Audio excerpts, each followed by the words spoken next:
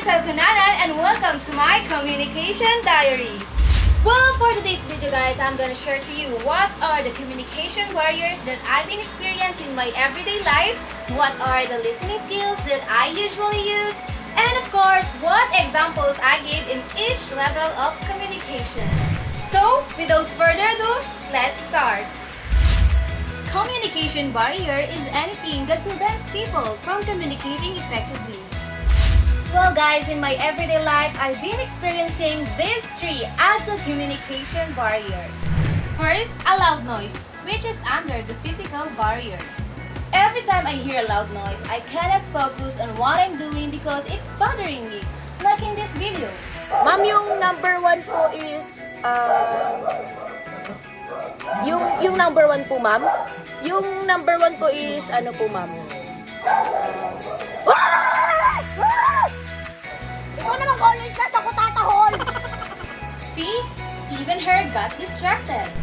Second, information overload, which is under a psychological barrier. Too much information gives me a hard time in comprehending something. I often experience it, especially when I'm going to search on information on a certain topic and then lots of feelings showed up, so sometimes it's confusing and causes a difficulty in getting a clear information. And lastly, the use of jargons, which is under the interactive barriers. You know guys, it's really hard to understand other people if you don't know what they want to say or what they're trying to tell about something.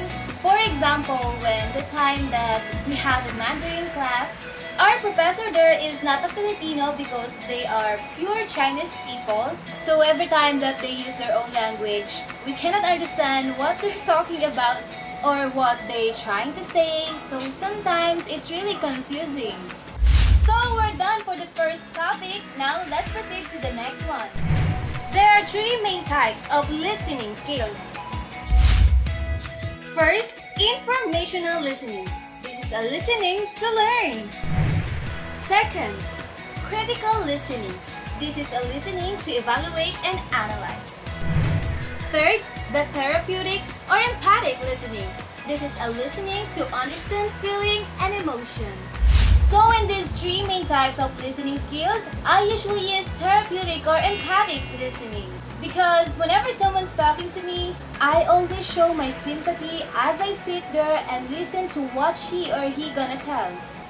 Now you know what listening skills I use. And for the last topic guys, I will give examples in each level of communication. Communication between two people occurs on numerous levels simultaneously. Basically, human communication takes place at 6 levels, and that is the intrapersonal level, interpersonal level, intragroup level, intergroup level, institutional or organizational level, and mass level.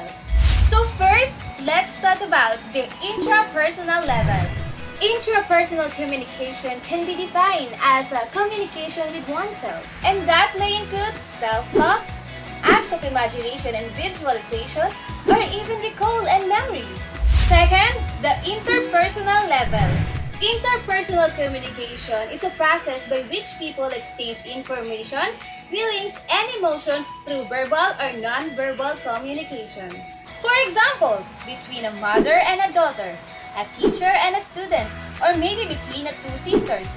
Anything that includes two people communicating with each other. For the third and fourth level, the intragroup and intergroup level. Intragroup level is a communication between a small group, while in intergroup level, it refers to interaction between individuals in a different social group. For example, many athletic teams require people to cooperate with one another in a group, and that is example of intragroup communication. But if the group as a whole competes with other groups, that is example of intergroup communication. And now, let's proceed to the fifth level of communication, and that is the institutional or organizational level. This level can be defined as the type of communication carried out in an organized way by an institution. For example, a manager holds a staff meeting to establish the due dates for a number of projects.